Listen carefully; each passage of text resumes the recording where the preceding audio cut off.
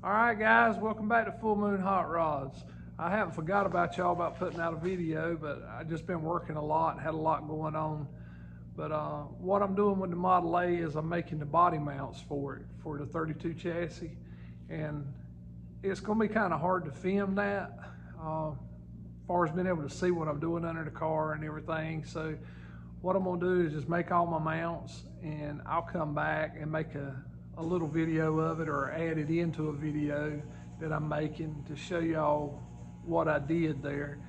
And I got to put the motor back in it with the motor mounts and the transmission mounts, and that'll get me back to where we were at with this car on the Model A frame. So then I can start back making some videos. I think I'll have some content then that I can actually film and show you where it'll look good and make sense. All right, guys, appreciate you watching.